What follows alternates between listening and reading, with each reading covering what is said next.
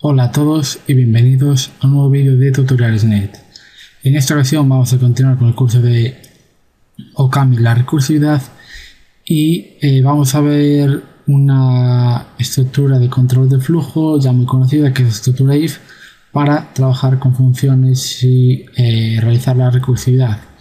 Además de esta estructura if, en las funciones utilizaremos el pattern matching, que no es más que concordancia entre patrones, y decir que el if en OCaml no es más que un simple valor.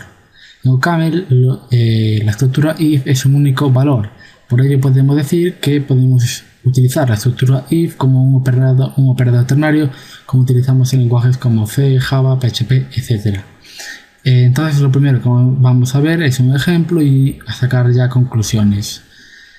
Bueno, decir también que la evaluación de la condición del if se ejecuta en cortocircuito, es decir, que si tenemos un true o lo que sea, simplemente se va a tener en cuenta ese true y lo demás no importa.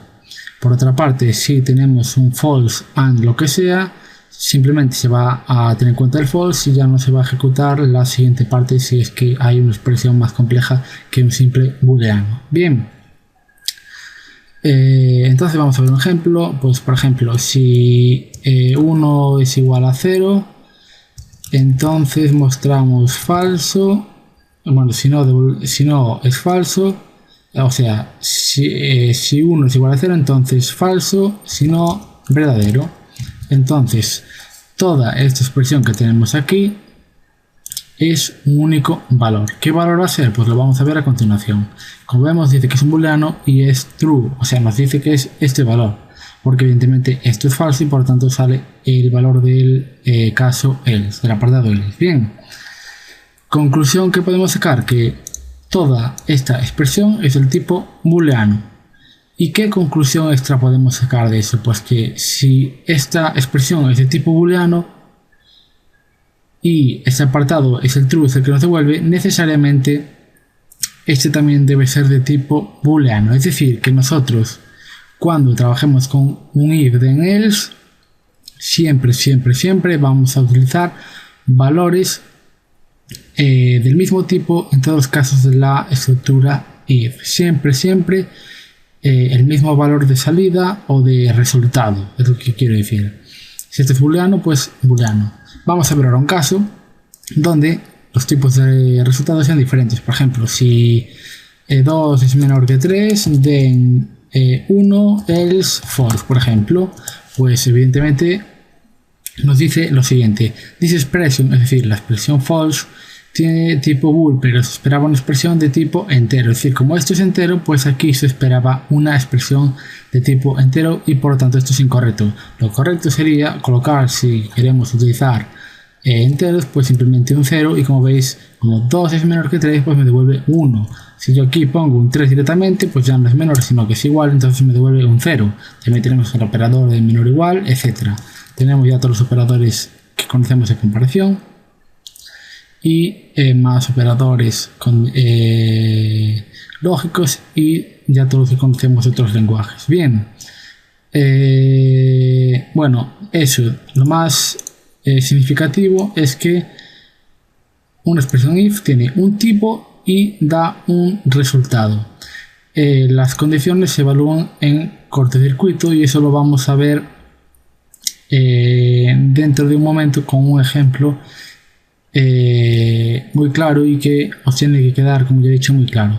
Y por último decir que esto trabaja como un operador ternario, es decir, que si yo por ejemplo puedo hacer lo siguiente, puedo decir let resultado igual, voy a copiar por ejemplo esta de aquí, esta línea, la pego y ejecuto, y como veis ahora el resultado es un int 1, es decir, que igualo al nombre resultado una expresión de if, es decir, que toda esta expresión es un único valor y es 1. Es decir, si yo en un lugar espero un entero, puedo utilizar esta expresión porque evidentemente los elementos que dan como resultado son enteros. Entonces en cualquier lugar de mi código donde se espere un entero puedo colocar esta expresión. Bien, Entonces vamos ahora con el ejemplo que os quiero mostrar para la evaluación en cortocircuito y los errores que podemos obtener a la hora de programar de una forma u otra. Entonces yo voy a escribir un código y luego vamos a ver qué ocurre si lo escribimos de una forma o de otra. Entonces vamos a definir una función, vamos a llamarla f porque no es ninguna función especial, es una función que voy a inventar, va a recibir un parámetro x y la vamos a igualar a lo siguiente. Vamos a decir si x más 1 es igual a 1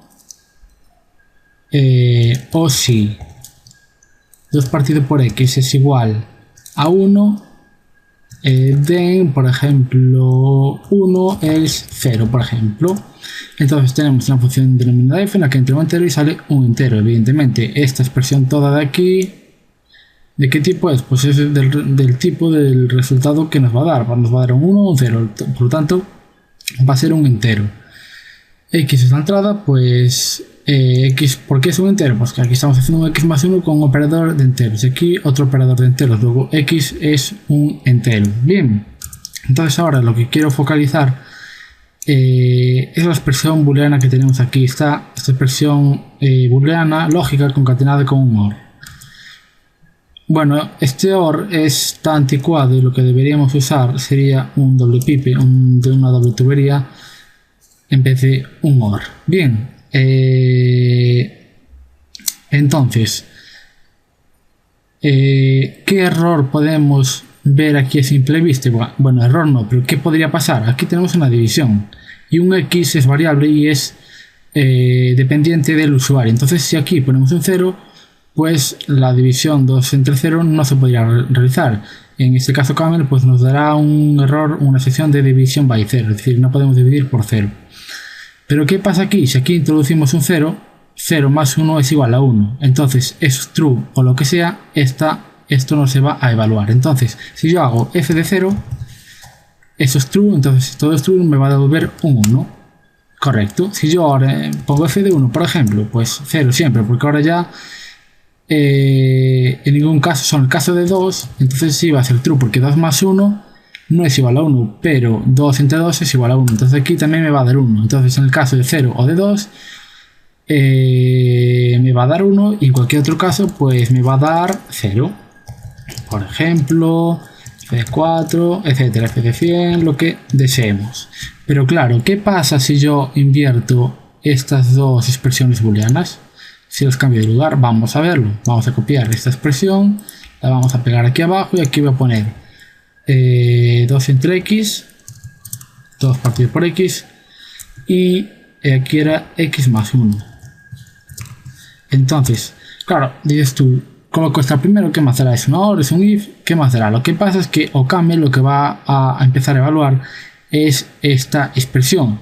Entonces, claro, si aquí yo la hago f de 0, me da una excepción que es la de división por 0. Entonces, aquí no obtenemos ninguna excepción. Sin embargo, simplemente por cambiar el código de un lugar al otro del operador lógico OR, pues ya obtenemos un error de división por 0. Bien, eso es lo que quiero decir. Por ejemplo, aquí, claro, aquí en esta ocasión, como estamos aquí, si es un 0, la entrada, 0 más 1 es 1, luego true o lo que sea, pero esto ya no se evalúa, porque se evalúa en cortocircuito. Por lo tanto, al tener true o lo que sea, se termina la evaluación y por tanto ya no se vuelve el 1. Sin embargo,